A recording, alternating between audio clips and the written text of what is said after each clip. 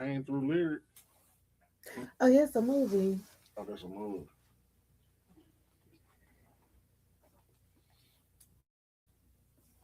Oh, I need to share this up. All right, ladies and gentlemen, we are back. Welcome to another episode of Connecting the Dots with S&G. I'm your host, Jeff Harold, alongside the beautiful Shade Trendy. And tonight, we have a legend in this building right now. A lot of you may know who he is, but I think tonight we're going to dive a little bit deeper. And this interview is a little is it not even a little. It's actually very honorary to me because I've seen him from the long hair when he cut it off. You know what I'm saying? Like this is I've seen the growth, the progression, and I think where he stands now as an artist, a cultural thinker, and a musical visionary. This man has no choice but to be a legend in his own right. Ladies and gentlemen, please welcome the one, the only, the icon, Rakim Al Jabbaar. Hey! I gotta like clip that and take this shit with me. Go right ahead, brother. It's yours. Most definitely, it's yours.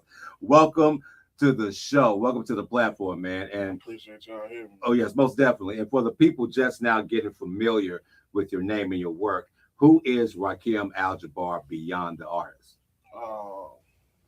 Beyond the artist. Rest in peace to my father, Big Al. I'm Big Al third son. Um, Beyond the artist. I am an Awo. I don't know if you know what that means. Baba Awo, probably how a nigga could recognize it. My name is Awo Ade Banjo Fahimi. I'm a spiritual practitioner, um, a hoodoo conjure man or whatever, if you want to say that, for better understanding. Um, I'm a menace to society. I'm a natural antagonist. And I'm a womanizer 8 days out of the week. This is the most honest man I have ever met in my life. He said he'll womanizer 8 days out of the week. I don't think y'all caught that. I really don't think y'all caught that. I'm not really a womanizer, Mm. truthfully. I can be perceived that way.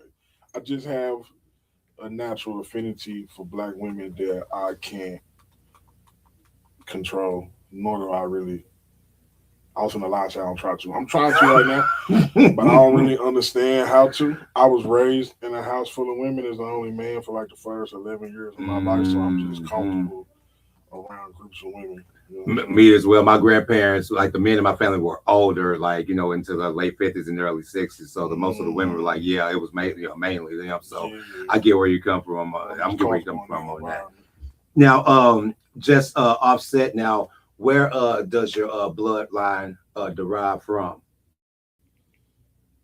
As far as like, That's a heavy question. yeah, I mean, I'm asking because of your actual name. You feel what I'm saying? Rakim Al-Jabbar. No. The Awad yeah, Banjo yeah, Fahimi. yeah. I just earned that name 2 years ago. Okay. So you That's why went my through. hair is gone.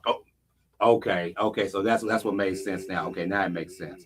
Okay, so then now I have to ask this. But my bloodline is actually Nigerian Mm-hmm. and native. Wow. My great That makes sense grandfather, now. my great grandfather is native, and it fucked my head up when I was talking to my granny because it made a lot of, like you just said, made a lot of shit make sense for me. On my next project, the first thing I say is my great grandfather never prayed to Jesus, so forgive me for my thesis. I'm just picking up the pieces, right?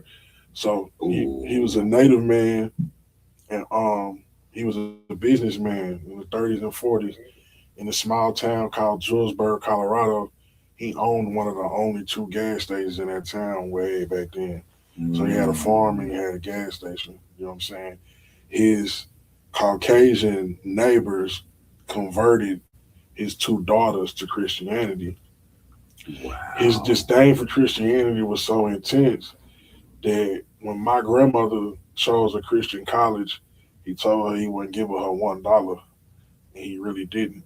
She Oh, had wow. she had to go to one of her uncles to get the money to go to school. Wow. You know what I'm saying? Oh, yeah, that's deep. That's Yeah. real deep.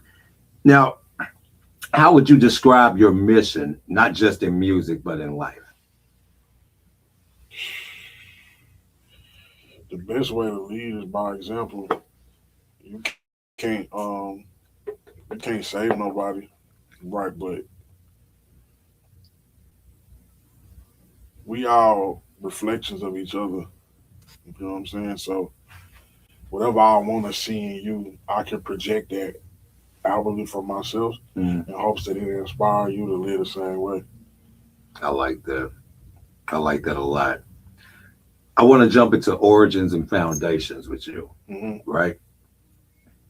Because you listed off a few things, a few, not even titles, but I guess I should say a few journeys that it's like, okay, I read about this, but I don't know like how deep this is. So Hmm. I want to talk about origins now. Where did your journey begin musically and spiritually? Musically, of course, your father is your superhero. You know what Right. I'm saying? So when I was a kid, I never lived with my father and I ain't see him a lot because uh, he lived his life on the road doing music from before I was born to the day he died. He literally died after a show in Louisiana. Oh, wow. You know what I'm saying? So you're gonna want to kind of like be after your father. You know what I'm saying? Yeah. I got that shit naturally. My mama could sing. She always sang in the church choir, right? And I'll never forget the day they taught me how to rhyme at school. She beat my ass because I wouldn't talk without rhyming. Every single thing I said that day rhymed, and she got tired of that shit. She got Right. man. Oh, And so, but as far as like actually rapping, um, the last time I talked to my father, he told me he wanted to rap, but I still wasn't like. Up until that point, I hadn't been on it like that. And then I was in seventh grade when he passed. And the second semester, they started getting into poetry more in English class. And my English teacher was reading my poems, and she encouraged me to keep writing because she could tell that I was processing and dealing with the trauma through the way I was writing. And she felt like I was talented in that area. So she encouraged me, and that's what. So between that and like the last conversation I had with my father, that's what made me start pursuing the writing aspect heavily. mm, And then I started recording probably like 2 years later. okay. Mm. Okay. Bet that. What did your environment teach you early on? That's funny. Talk to me. Because I've been reflecting on that because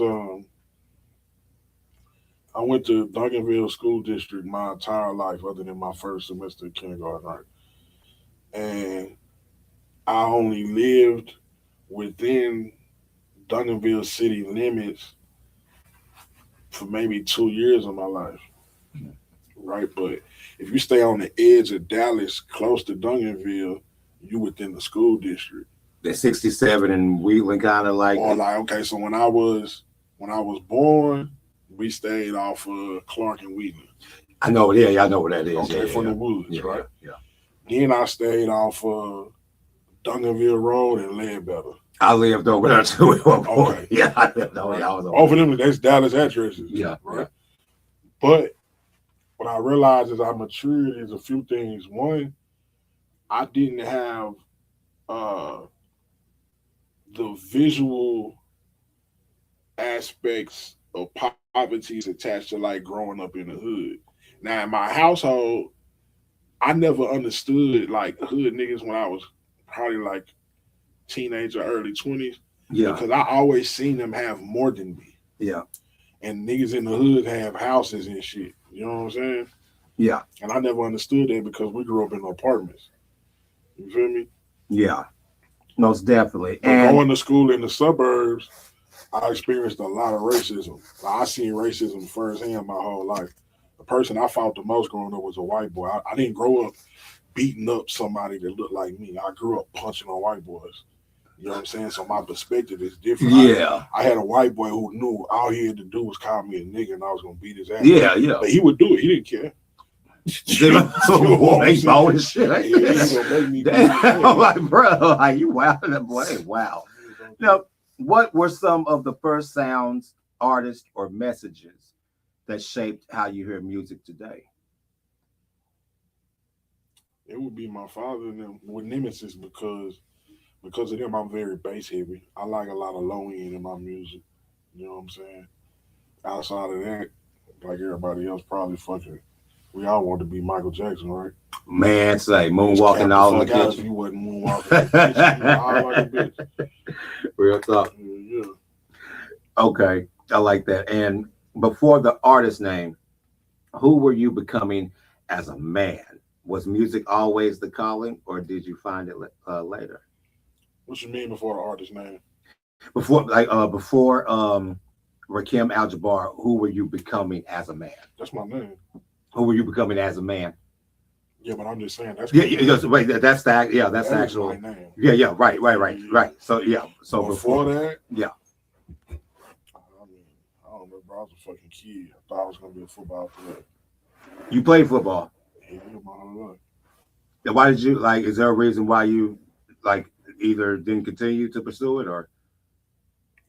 Truthfully, the more I fell in love with hip hop, I was falling out of love with football. The coaches at the school, they wasn't putting me in a position to excel beyond high school either. Because I was a natural football player, so they would just put me wherever they needed me because I could excel at any position. But when the colleges get to looking at you, you know what I'm saying? Now they're looking at you like, I ain't saying this to be funny, like a slave though. Like they literally looking at your stats and they judging you. It's a thing. Like when you look at the NFL combine, it's a real thing. You know what I'm Yeah. saying? They examining you to see where can they put you at. And if you haven't been playing a position that fits your stature, you're not gonna excel once you get to that point. Damn, that sounds like slavery to a certain degree. I mean, Like as far as like the process. slavery, high dollar gladiator shit. You know what Yeah, I'm saying? It was just like, hey, It's how the same thing. you say like the combine thing, like that was that's crazy how you did that. That's wild to think about. Yeah. Was there a moment when you realized your voice carried something deeper than entertainment?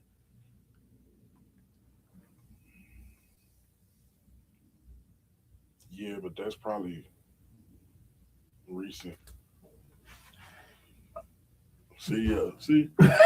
I just told somebody this yesterday. All them niggas blame me for that shit.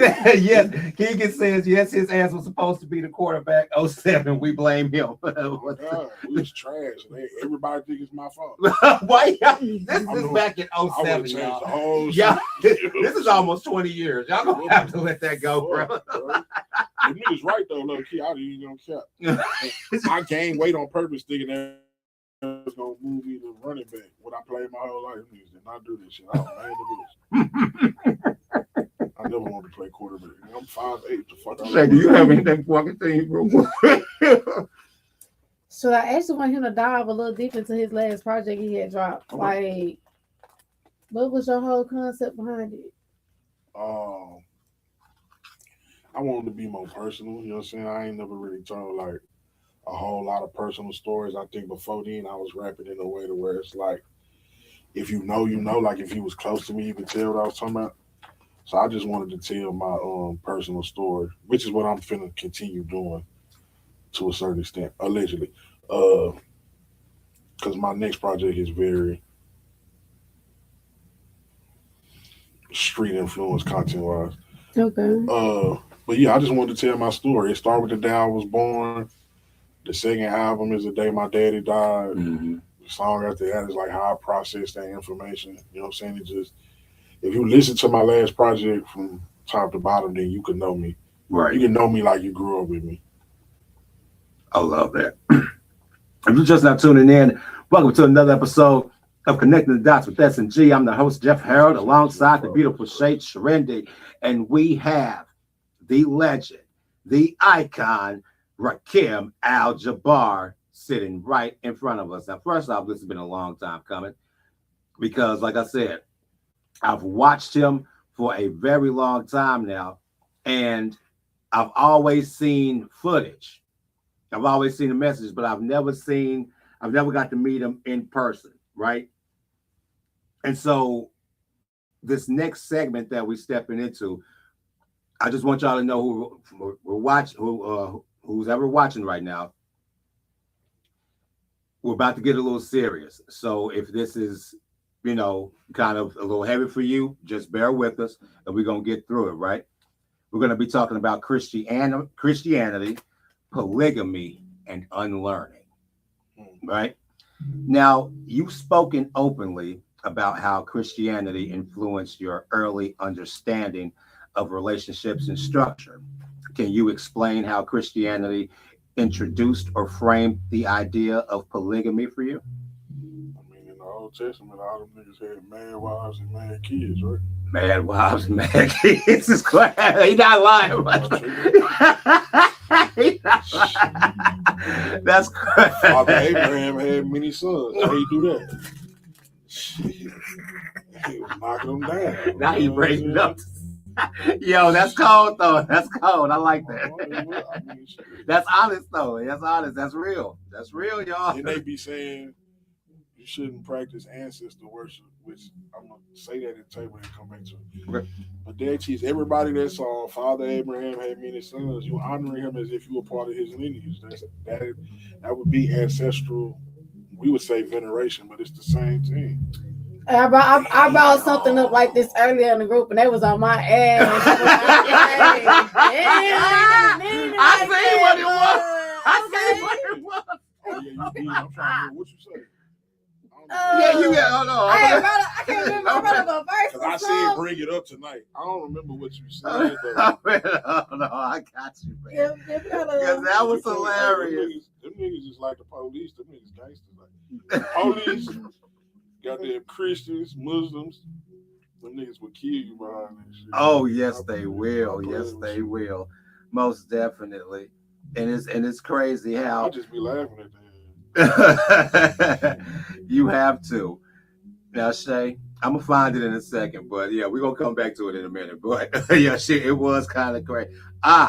Here we go. When y'all don't believe in our ancestors, but Proverbs 22 saying 5 states do not move an ancient boundary stone set up by ancestors. Oh yeah, that is what you said. And they had some answers. They got 48 comments. Well, they was not playing with her. Probably left the group. Boy, say they done dipped off. She not famous with it. Look that bitch. That is wild, man. No, for real. And a lot of people don't associate Christianity with polygamy. What do you think gets misunderstood or ignored in religious history? Everything. Everything. I mean, for one, like we can't even really have a serious conversation about the Bible if you haven't at least referenced it with Hebrew, because things get lost in translation. Yes, that's very true. It's something as simple as if you take the word that they translated to virgin, which we think of virgin as a woman who's never had sex. If you go into Hebrew, that's a woman that's never been married. It's not the same thing. You know what I'm saying? Yeah. Oh, wow. That's just like we all been in the classroom in school and played the telephone game. Remember that? Yes. You tell the person sitting over here a sentence and you pass it around the room. And by the time it gets to the last person, it's completely different. So he's been doing that with the Bible for how many years? Wow. Yeah, because there's a whole lot of different versions. So it's not the same. It's not the same. Yeah, it's a version now we didn't grow up on. We didn't grow up with no. Huh? And they took Jehovah out. It used to be in the Bible like over 10,000 times, but the King James version removed it because they didn't want to be associated with Jehovah Witnesses. Yeah. It get very political. Yeah, that's true. It's a lot of stuff that King James took out the Bible. All right, you shocked me with that. You just shocked me because I wasn't expecting that to come out your mouth. Hey, King James such a gangster. He made his own version of the Bible and of demonology. That nigga said, "Listen, I'm controlling what you think. Whatever side of the fence you on, Yeah, I'm gonna control the way you think." that's crazy. That's all it is. And then That's too, wild. I say this too, and this is not my ego speaking. If you're not a priest of some sort, I don't care what tradition is under, it's gonna be very hard for you to understand any religious or spiritual text. Two priests can come in this room and have a conversation in English, and niggas don't know what the fuck they talking about. This is with the language that you've been speaking your whole life. Don't get into something that was written in Arabic or Hebrew, you know what I'm saying, or Greek. Nigga, you lost. By the time you get that shit in, you don't know what niggas talking about because everything that's dealing with religion and spirituality is based off of nature, right? So that's why if you get to Kemet and you're dealing with the hieroglyphs, it's a symbol because that's the first language. Yeah. So if you don't know what a cardinal means, you don't know what a nigga talking about. If you don't know what a blue jay mean, you don't know what a nigga talking about. Right. You know exactly. You're gonna be lost. Completely. So that's all this shit is. I'm loving the conversation. Now, yeah, that makes a lot of sense. Real. But running back to you said if it's texted in Hebrew, that means a virgin is a woman who's never been married. Yeah. I had a slight joke for that. Ladies, if you're promiscuous, you don't have to be ashamed anymore. You don't have to be ashamed anymore. A virgin, you just ain't been married. So really, y'all can just doing that. You shouldn't be ashamed anyway. Niggas should shame women. Right. I learned very young. You know what I'm saying? Rule number one, I can't govern no vagina. I learned that the hard way. I ain't learned the hard way. I had to learn the hard way. Shout out to my mama. You know I had to learn the hard way. My knucklehead. That shit ain't never yours. It ain't yours when you in it. Don't ever play yourself. Thank you. And be grateful she bless your game. You know what I'm saying? Right? And just move accordingly. Like, I should have did that shit. Boy, say. Trying to be in love, boy. Say. Ain't nothing wrong with being in love. Nah, I'm with the wrong person. You gotta run. Love yourself first. Yeah, gotta love yourself first. How did studying scripture? Hold on, pause. You don't love the girl no more? Oh no. For sure? For sure. 1,000,000%. I'll bury her alive right now. Whoa. I'm sorry.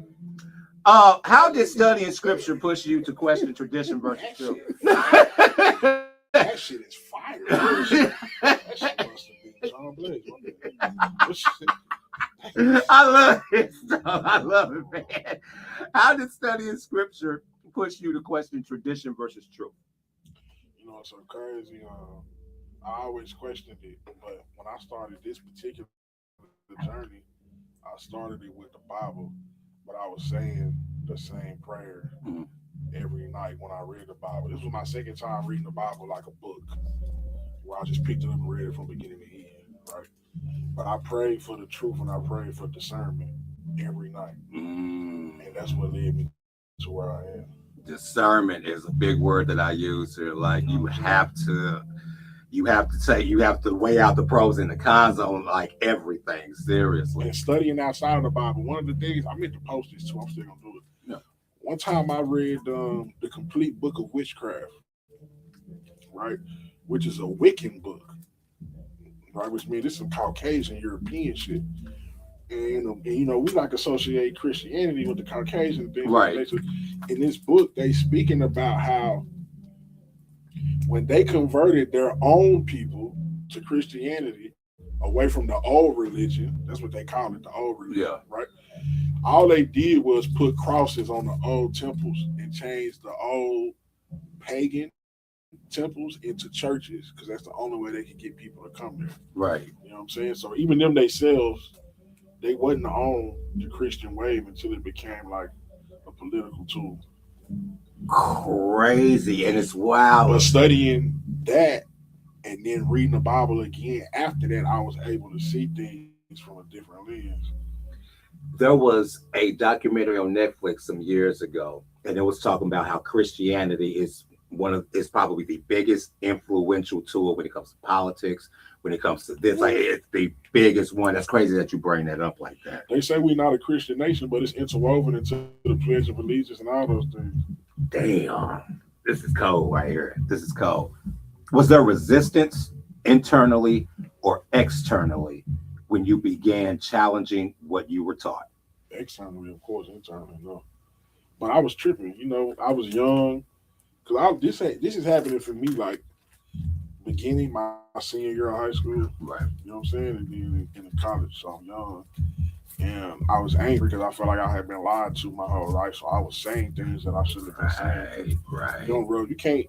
You can't try to educate someone and spit in their face first. Like they're not gonna listen to you. Oh yeah. Oh boy. That's cold. That's cold. How do you now balance spiritual truth, personal freedom, and accountability? Man, accountability. I said today, if you find a woman with accountability, check his birth certificate. Heavy on the itch. What the fuck is that? This man. That's some honest. That's honest as hell. Yeah, he said check his birth certificate. Just a man. Hey, That is hilarious. I ain't never heard that about that. I like African spirituality so much because when it's done right, the main thing is the accountability. We don't have a main protagonist. We don't have a devil. If there's some evil shit going on in your life, it's your fault. You know what I'm saying? And so, accountability, honesty, and transparency with yourself is the main things. You know what I'm saying? That's the only thing. My Baba always say, keep your eyes on your own mat, right? I can only really worry about and control me. I can be the best example, but I can't control nobody else. Right. You feel me? And so, I tell people all the time, like, the average person is going to be dishonest with you. We all lie to ourselves in some way, shape, form, or fashion. So I'm not going to expect you to have a level of honesty with me that you don't have with yourself. I'm going to have to meet you. Well, however honest you are with yourself, that's the most you're going to give me. You know what I'm saying? And so I'm going to meet you there. Now, I'm going to be as brutally honest with myself as I possibly can. I'm still a human, so I'm flawed. I ain't going to hit that shit all the time, right? You know what I'm saying? But that's what I'm going to leave with. And if you ain't on there, I'm probably not gonna be around you. Be by myself a lot, really. With the dead man chilling. I like that. No, that's real shit. That's real.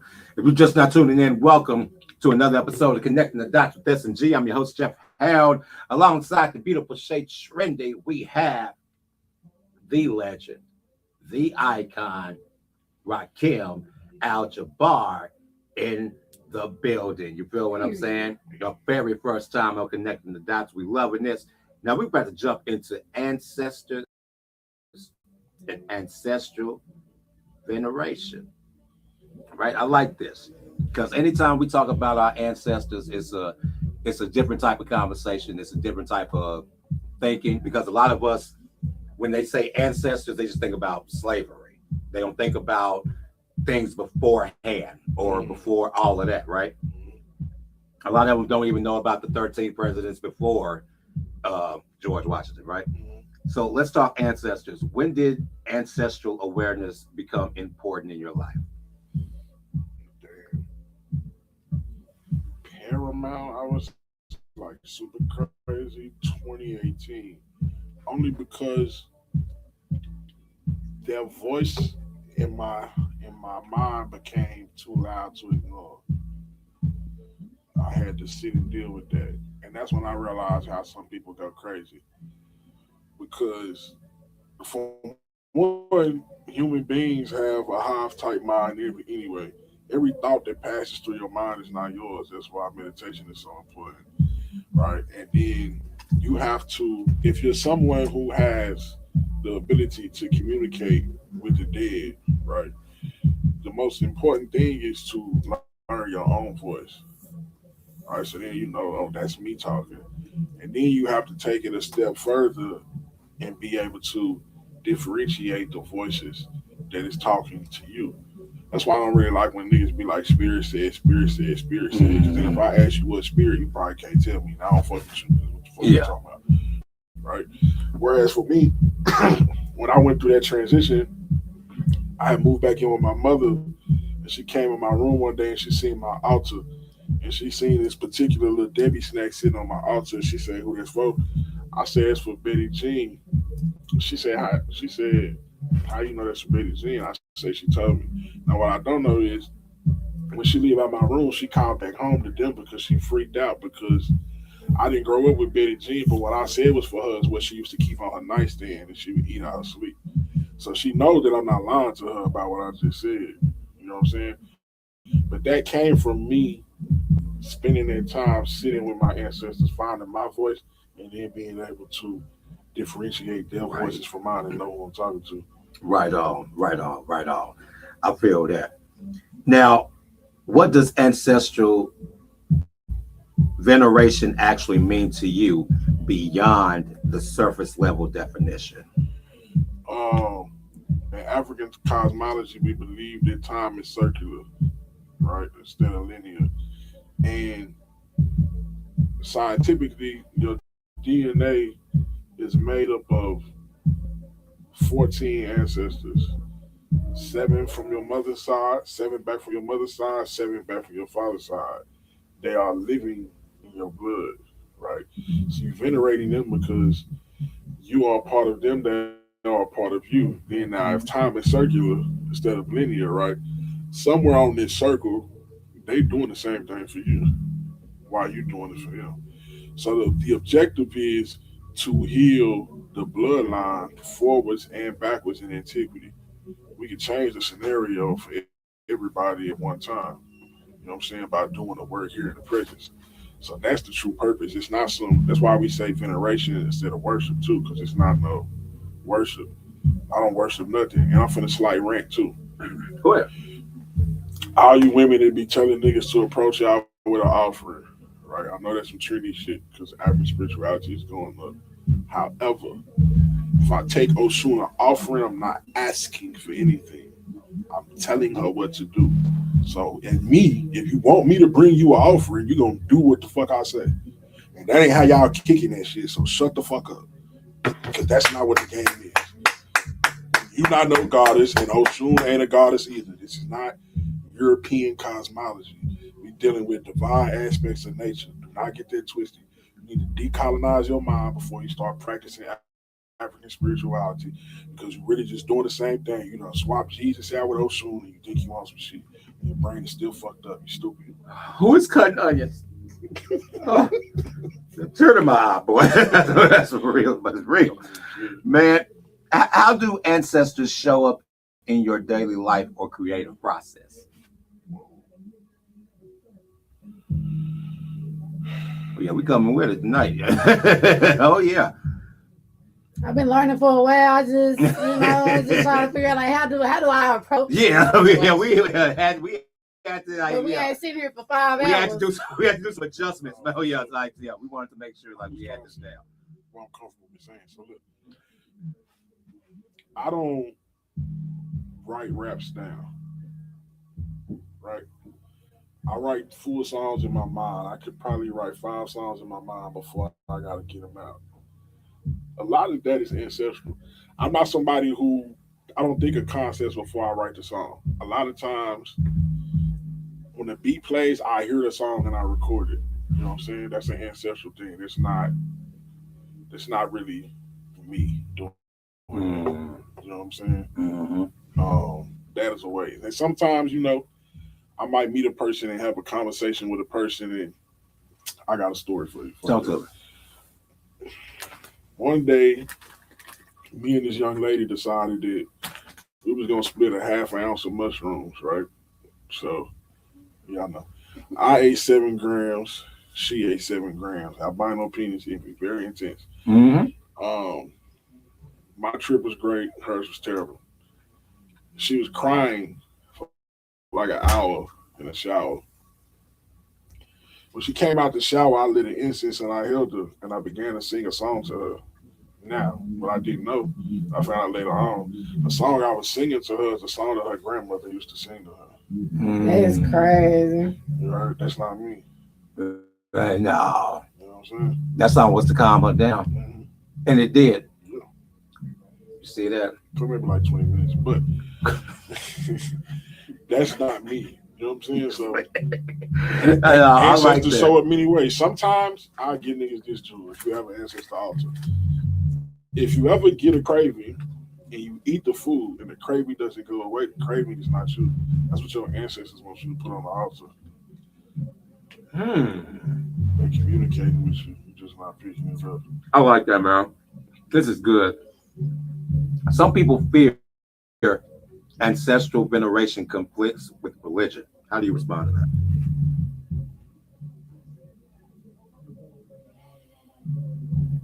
Man, do what's best for you. You know what I'm saying? I don't know, man, because it don't make sense. You know? But if I say Jesus is dead and you venerate him, then you gonna tell me Jesus alive. And if I say where that nigga at, now we beefing. You know what I'm saying? Yeah, that's gonna be a whole argument. Yeah, I already know where you're You know what on. I'm saying? Like I don't. Yeah, I man. don't know, bro.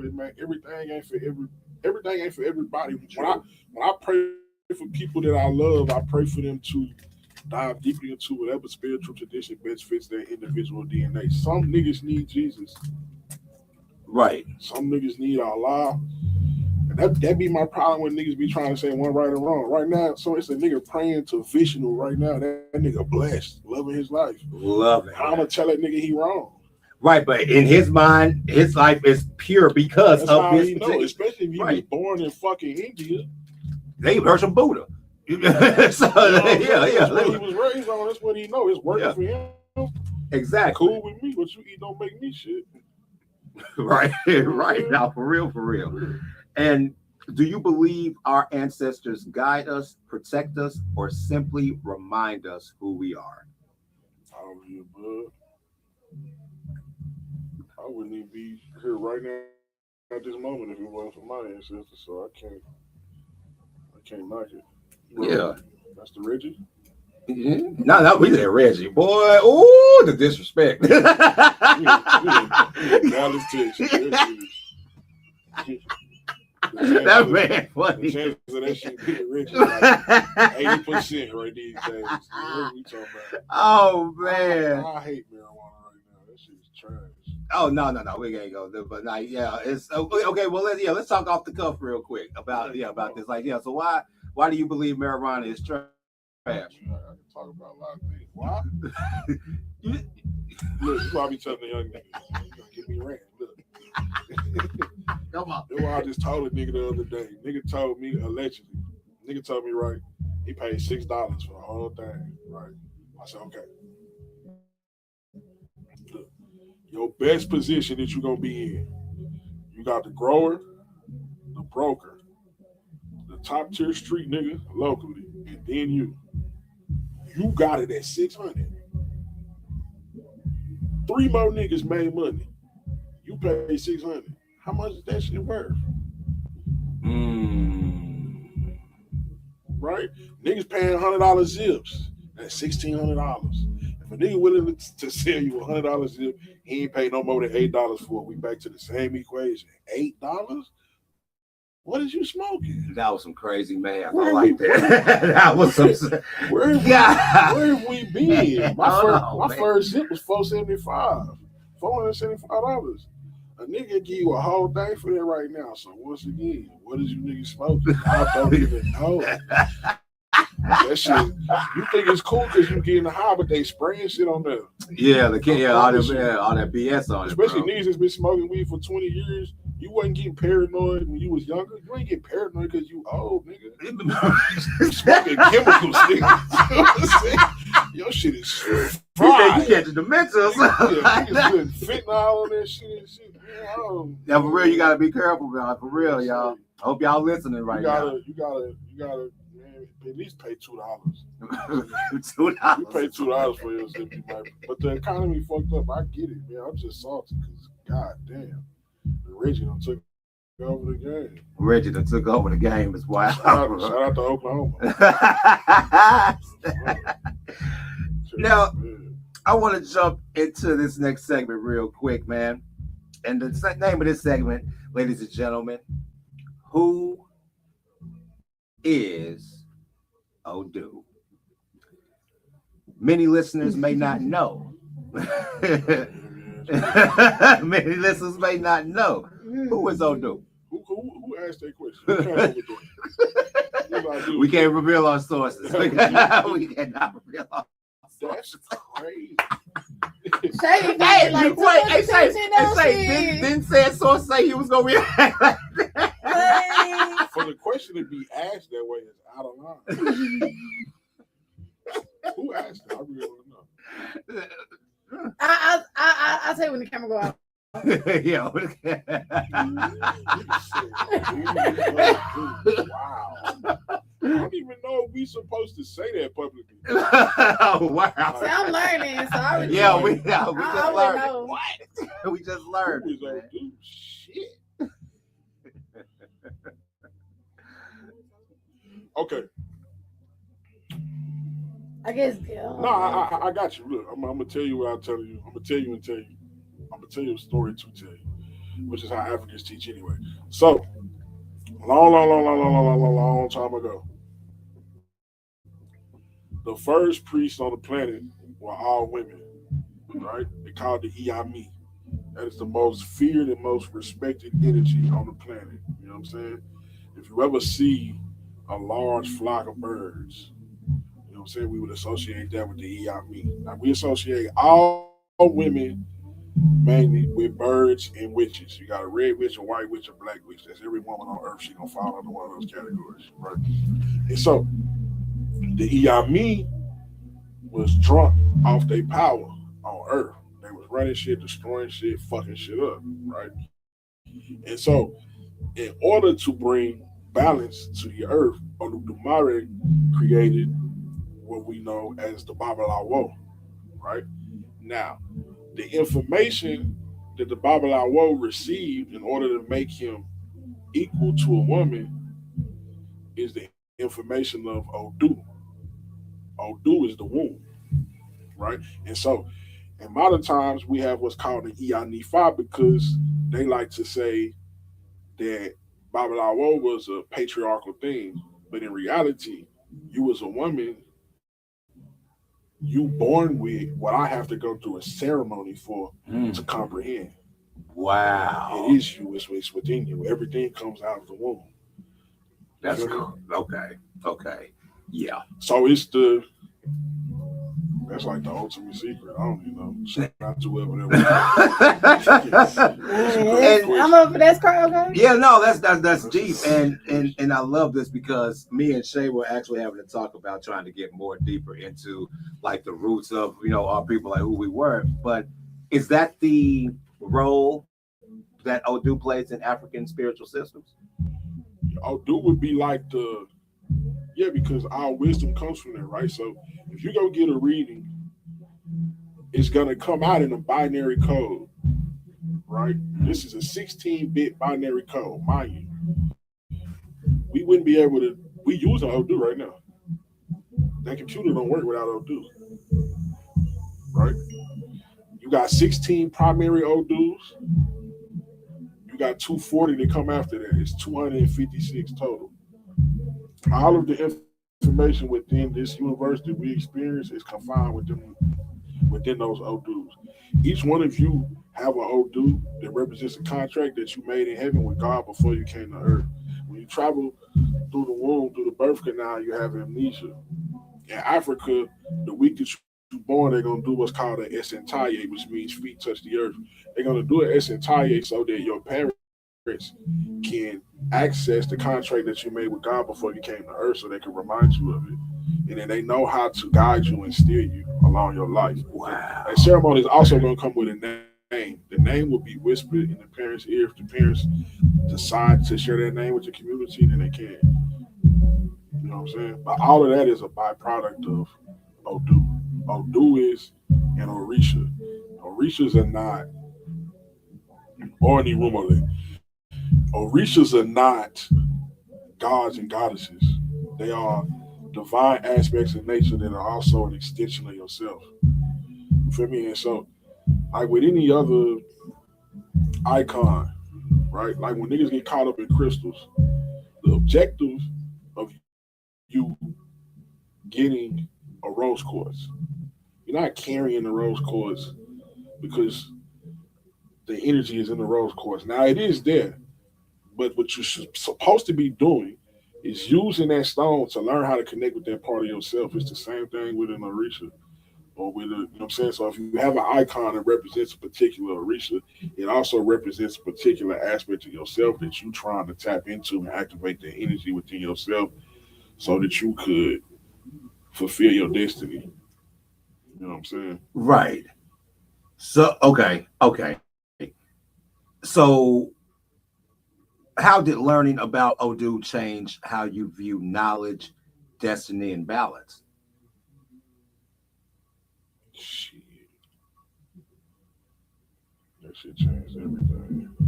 Because you can see it everywhere.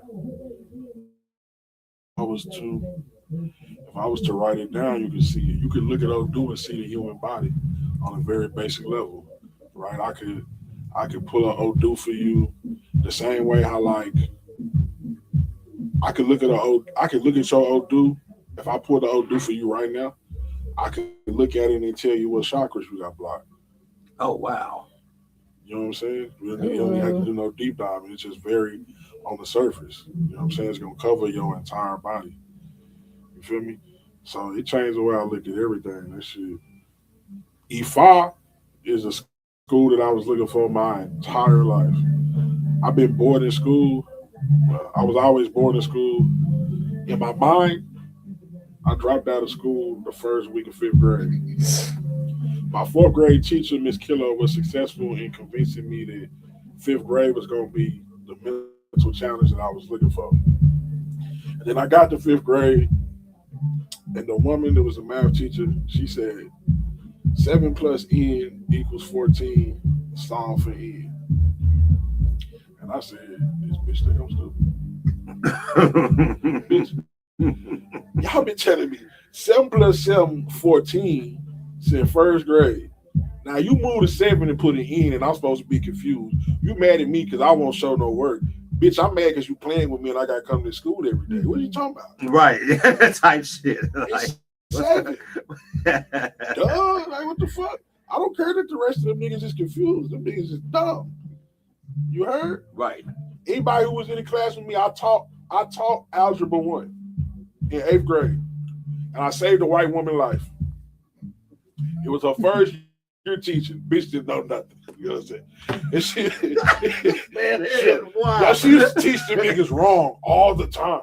And one day I just got fed up. And I stood up and I erased the whole board. And I redid it the right way. You heard? And they found a bitch in the bathroom crying because I embarrassed her. No. But listen, the next year, she stopped teaching. She went to become a very successful cheerleading and dance coach. Bitch, I was money. Listen, you know what I'm saying? She wasn't living her destiny.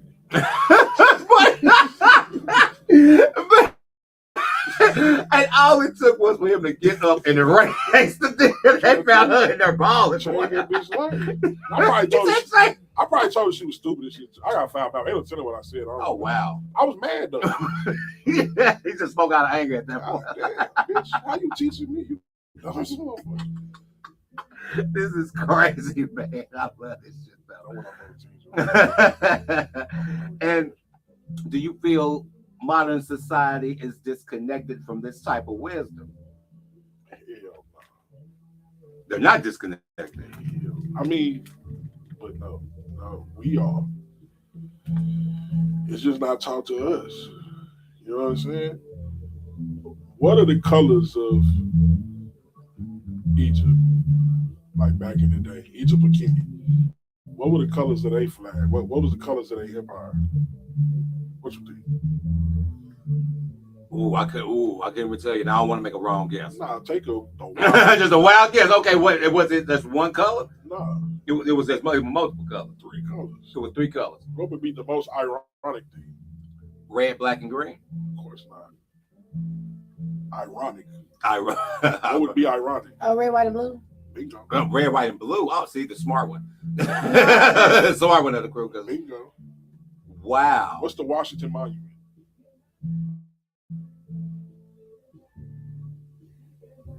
I can't. Oh God. Am I forgetting about my history class right now? I can't even think of it right Here now. we go. I can't even think of it because I know what it is. I just can't think It's an of it. obelisk. A what? An obelisk is an ancient Egyptian phallic symbol. The Washington Monument. Fuck the Washington Monument. Drive down 35 towards DeSoto, exit Pleasant Run. You're gonna see one right there. It's a very Masonic city. DeSoto is a black Masonic city. You know what I'm saying? If you go look at on your time, look at Washington D.C. from the sky. You feel me? I'm saying that to say this shit ain't lost, it's just lost on us. Niggas just using our own shit against us every day, kicking our ass and telling us it's demonic. That's crazy. You know what I'm saying? That's the game, nigga. Everything. That man, hold on, because now I got to go back and redo some history because this, because he got my mind running right now. How do you translate that ancient knowledge into modern music?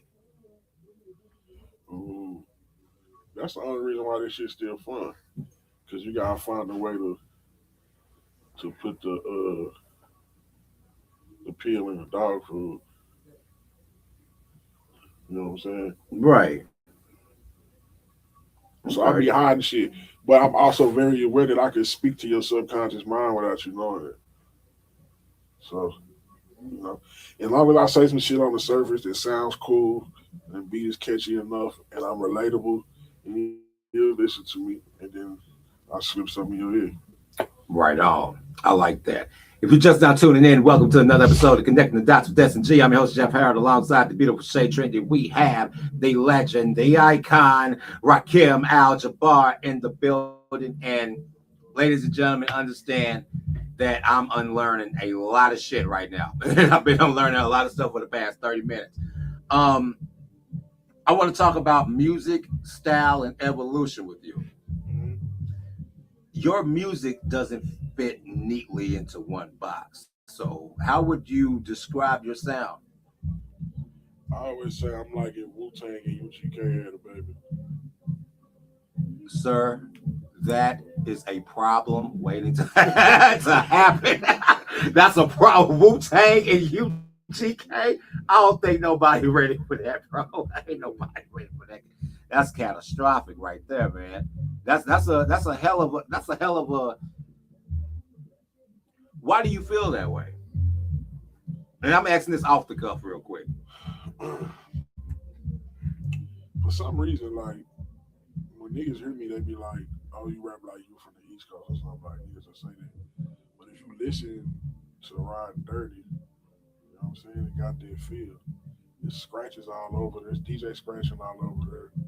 There's boom bap beats on there. There's bass lines and shit. It's melody too, and so I think like my texture and my content and my slang is like driven by UGK.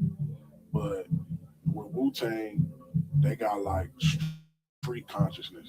You know what I'm saying? Which I feel like is really the fabric of Dallas culture in reality. Like the biggest star we have from here is Erykah Badu. You know what I'm saying? Most definitely. I would consider her like street conscious. So I feel like if you take the street consciousness from Wu-Tang and the lyricism and mix that with like the lyricism of Bun B and like the soul and the audacity of Pimp C, you know what I'm saying? I feel like that's my mix. Oh, that's a cold ass mix. I like that a lot. I like that. You move between different styles. Why is versatility important to you? Well, that's just like some MC shit. You know what I'm saying? If you can't kick your shit 20 different ways, then you can't be elite. And I like that. For me, from the door, it was always about the craft. You know what I'm saying? I didn't really care about nothing other than if I run into a nigga on the street and niggas feel like he can rhyme, I need to be able to rhyme just as good, if not better than him. Right on, right on. There's still that level of competition out there, a healthy level of competition. Not no beefing or nothing like that. No. Just wanting to be the best. You know what I'm saying? It's like playing basketball. Right. Everybody wants to be the best. So there's nothing wrong with that. There's nothing wrong with that. And you shouldn't have to step on anybody else. And you know what I'm saying? But you want to be better than the next man. Show their skill. That's all it is. And I agree with that. How does spirituality influence your production, choices, lyrics, or delivery? Production and things of that nature, sometimes we tune the frequency of the song to a particular hertz, you know what I'm saying, in order for it to give off a particular energy. Lyrics wise, same shit. Put the pill in the dog food. Delivery, I put the emotion before the clarity of the take. It has to feel like what I'm saying more than I need the words to be clear. Because then I feel like it's more relatable that way. Right. Yeah. Okay, I respect that. Do you approach each project as a chapter, a lesson, or a ritual? My whole process is a ritual. Like I said, like a lot of my music, factually, is not even me. So I have to make songs and then listen to them and see what's there. Like my last project, the second disc, I made those songs and then I listened to them and then I saw the story. It wasn't intentional. I didn't go into it with that thought in mind. You know what I'm saying? I just listened to the music that was there and was like, oh damn, I told this story.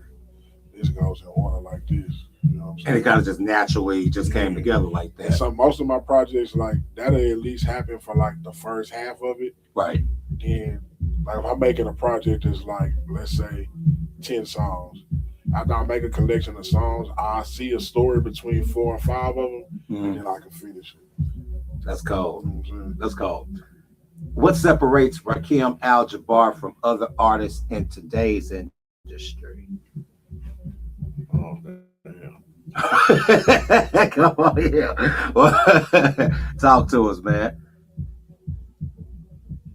I understand that hip hop is the mythology of the future, and so I'm not creating for the present moment. I'm creating for 1,000 years from now, because they're not gonna have the lens on this shit that we do.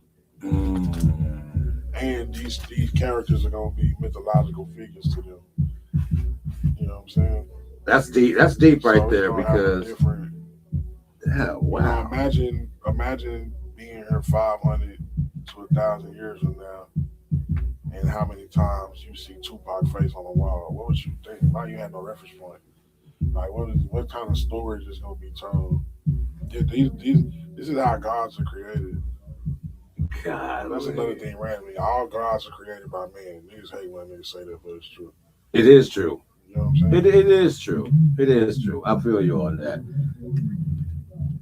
Man, God, I wish I would have made another segment because I want to, but we're definitely going to do part 2 of this. We're going to go into this next segment real quick. New projects and what's coming up. Now, you've been in the game for a long time, and we've gotten to a point now, 2026 is looking to be a very, very, very positive year in a lot of different ways. The music industry, business, tech, all over the place. People are opening hospitals this year. So it's really becoming something beautiful. And in 2026, there's always, of course, going to be new music dropping from artists. So I want to talk about some of the new projects. What are you currently working on right now? First, I'm going to say, excuse me, it's a universal year one. So everybody's feeling the energy of the opportunity of new beginnings. Universal year one. Yeah. Okay, I haven't heard of that before. Talk to me. Okay. The universal year is like whatever the year is, right? So it's 2026. So 2 and 2 is 4, 4 and 6 is 10, 1 and 0 is 1. That's the cycle that we in. Your life path number would be the day you was born across. So what's your birthday? September 17th, 1987. Yeah, mine is 6. 19 what? 87. Okay, September 17th. You're a terrible person. First off, I don't need you to put that. Oh God. I knew you was finna lie to me earlier. Now it make no sense. You heard? Okay. Fucking Virgos, bro. And that day or the day before, oh yeah. This nigga watching me. I grew up with you, nigga. Yeah. You know what I'm saying? So your personal year is your birthday in this year. So 9, 10, 17, 19, 21, 27, you're in a personal year 9, right? Which means you have the opportunity to end whatever this cycle that you've been in for the past 9 years. So you should look back to 9 years ago and look for the similarities of where you at right now. You know what I'm saying? And you being in a 9 in a 1 is good. 9 is death and change, right? The end of a cycle. 1 is a new beginning. So it's relationships that you either need to change the way you operate in them or you need to end them and push that energy to new beginnings. This man just read me for Phil. And so that's your son. Damn. This man just read me for Phil. Man told me that, you know what I mean? God. Everybody's feeling the universal 1. You know what I'm saying? It's an opportunity. It's an opportunistic time for everybody. And you just got to take advantage of it. And with that, I'm dropping a project called. I hate that segue. Now talk to it. I'm dropping a project called Digging for Dollars. It's a story about a drug dealer, basically. It's my first conceptual project that I've ever done. You know what I'm saying? Yeah, and we got a whole lot of other things in the works that I'm not going to speak on publicly, but right. It's the time for everybody, whatever it is creatively that you want to put out to the universe, it's the best time to do it. Okay. I hope y'all hearing them right now. Yeah, yes, Shay. So what do you want people to feel after this project? My pockets. Boy, you cold. Boy, that boy cold. I caught that off the rip. Yeah. I love that. I will be dropping cassettes this year. I don't. If I finish this other project, I'm gonna drop vinyl and a file. But yeah, sock it to my pocket. You feel me? But nah, and then truthfully, you know, I look at this shit like art. You know what I'm saying? So as long as you appreciate the art, appreciate the time and effort that I put into it, if you ride with it, you clean your house to it and shit, that's cool enough for me. Okay. Now, what themes can listeners expect to? What themes can listeners expect to hear more of in this next chapter? Just more honesty. You know, I never spoke about things that I lived and experienced because I didn't want to like push that onto the children or whatever as I was thinking. But I had to realize that that experience combined with my wisdom, I can still speak about it and just speak from a particular lens and tell the whole truth because most niggas just glamorize street culture.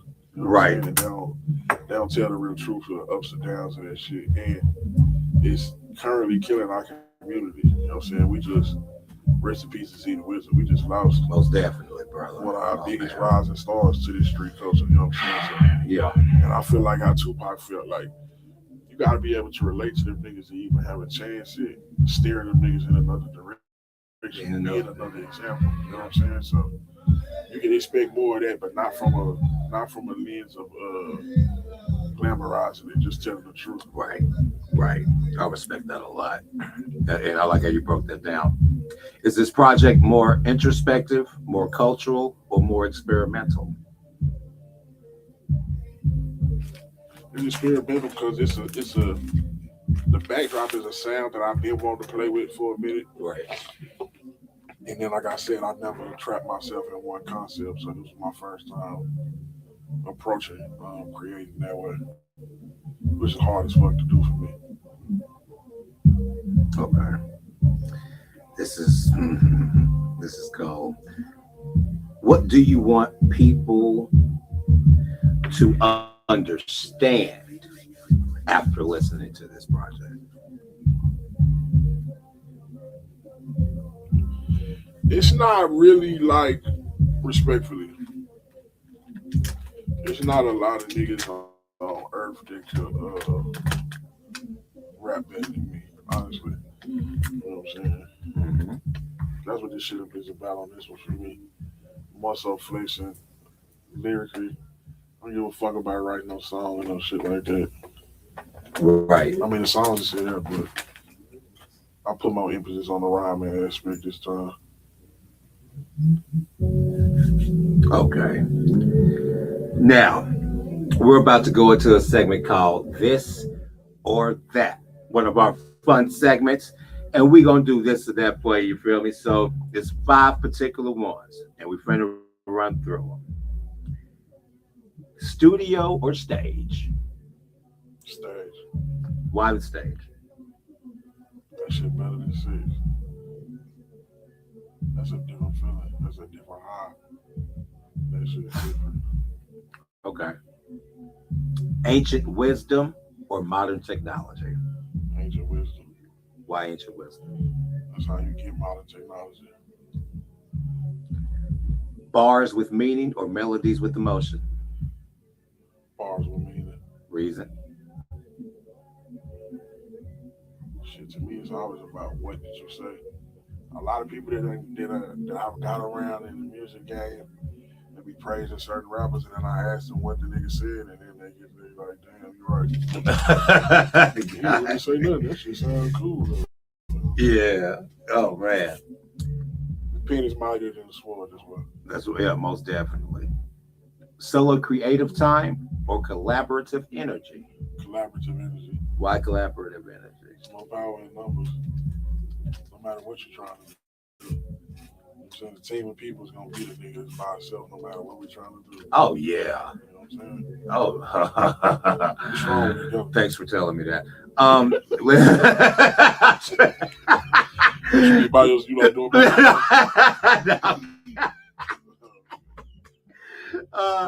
legacy or impact? What's the difference? Do some legacies have impacts? What legacy doesn't have an impact? Negatively or positively? Now you bring in negative and positive first. Somebody could be famous, or then they could become infamous, but they can't become unfamous, right? Right. So their legacy still had an impact. It just might have been negative. Impact as far as people still talked about it.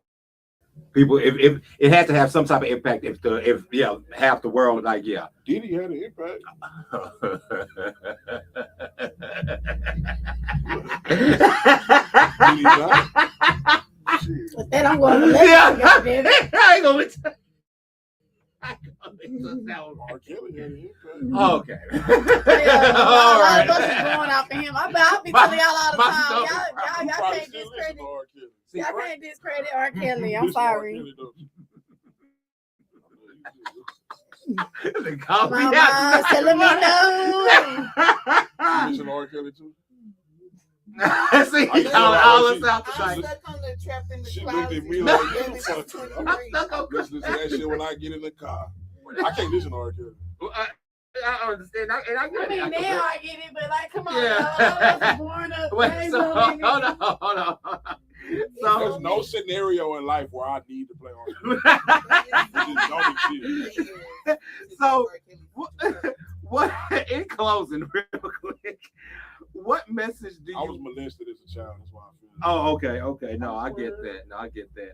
What message do you want your music to leave behind 20 years from now? Fuck R. Kelly.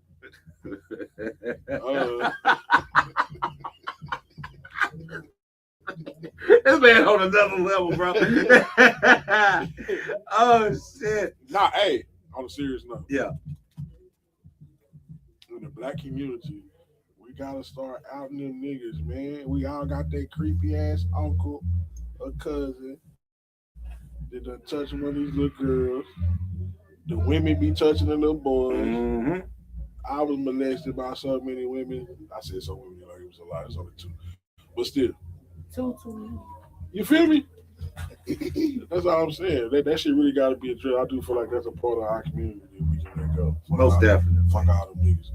But we made fun of the gay people respectfully. Like that is so weird to me. Yeah. Making fun of gay people. Yeah, the black people. Like we'll opt the gay cousin, but we'll hide the pedophile. Like I'm sorry. That's No, that's that's real crazy. talk. You get what I'm That's real saying? talk. Yeah. And then sometimes the gay nigga got molested by the pedophile. Yeah. Like That's shit, when we like, introduce yeah. them to this shit. You know what I'm saying? Most Sometimes definitely. crazy. this shit complicated as fuck. Yeah. Stop outing the gay homie, out the pedophile. Yeah, like yeah. That's crazy. But We don't give a damn about none of that shit about you being gay here. That's your weird. yeah, that's your business. But the other Yeah. shit, no, we got a problem with. Yeah, your life. But, Now, knowledge of self is the simplest way for me to answer that question. I didn't. Okay, cool. Most definitely. Now, for people beginning their spiritual or creative awakening, what advice would you give them? The only two things that you need, no matter what, is a relationship with your ancestors and your higher self. You don't need nothing else outside of that. I like that answer. What does freedom look like to Rakim Al-Jabbar today? A minimum of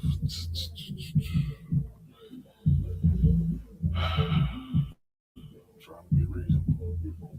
I just need some acres by running water. That's it. Acres and running water. You can do the rest. Yeah, I can have a farm, grow me some fruits and vegetables, have some cows and shit. I would have some cows, man. Go fishing and shit. Natural milk on the farm. Self-sustainability. I feel like when I ask myself, my brand name now is the Pharmacy Family, because when I ask myself what's the most revolutionary action we can take in this time, it was self-sustainability. The majority of our problems come from poverty, and when you're poor, you can't eat, and when niggas is hungry, niggas die. And so therefore, if we learn how to sustain ourselves and we not rely on the government for sustenance, I think we can address the other issues that we have. Well, off the cuff once again, sounds like a political run, low key. How you talking right here, man? I mean, has that ever crossed your mind like a couple of times, maybe? That shit just started crossing my mind like 2 months ago, but like, bro, because I'm tapping into it myself. I don't really want to like die no time soon. Oh wow, damn, bro. But like, he's not lying, but it's like because I'm tapping into politics too, so it's like, yeah. Right, it's just like, damn, I would be bro. like, where the reparations at? It would be the first thing I say. Where's the money? Where's the money? Or give us some land. Like, I ain't tripping. You know what I'm saying? You ain't got the paper. Okay. Even though I see the report, I need to look it up. But let's just say it's true. They was talking about giving $700 billion to buy Greenland. I said, what? Man, how many niggas is it in America? 50 million, right? You can give every nigga $14 million. Fuck buying Greenland. Give us our 14. Yeah, easily. You know what I'm saying? Easily. Or like I said, give niggas some land. But that's too much power. You can hit me out with some acres. That's too much power, though. What, the land? They know there's power and money in land. They already know that. They know that. But look, the whole crazy part is if we go back to producing as a country and having exports, the country in itself would be in a better position economically. Oh, do you think the tariffs have a lot to do with how the economy, like with the imports and exports? Yeah, because we went from the Industrial Revolution and shit to being consumers, capitalism. So, you know what I'm saying? We're not producing anything. Our biggest export is African American culture. That's crazy because everybody going online buying shit from China, Japan, and that's wild. We're not producing nothing no more. We produce entertainment. Damn, because they having some of the biggest concerts lately. Like a lot of them. Meanwhile, the Chinese them niggas is gangsters. I find this shit random, but it fucked my head up. You know, they run the honey game too. Honey game. Honey. Talk. Honey. That they run that. Yeah, but they be making it like it's fake. And then every time they change the laws or what you can make, they just come up with a new concoction. Wow. I mean, it's run that market. I mean, so we be thinking about clothes, electronics, which they got this shit on lock too. But it's a lot of our food and shit that they producing too.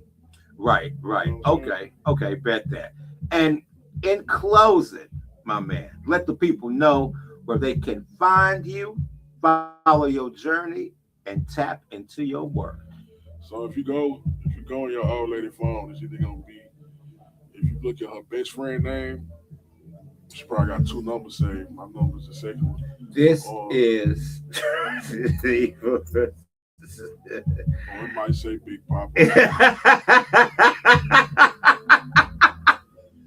It might say Teddy Bear. Either one of them that'll work. If that don't work, you can Rakim out Jabbaar on our platform. This man, wow, this shit, man. Mr. Jabbar, thank you very much. Y'all give it up for Rakim Al Jabbar for being in the Thank you building. for coming. Thank you for coming, sir. That's Ladies what she and said. gentlemen, this has been another episode of Connecting the Dots with S&G. I'm your host, Jeff Harold, alongside the beautiful Shay Trendy. Stay warm, stay safe, and we will see you later on. See you when I see you.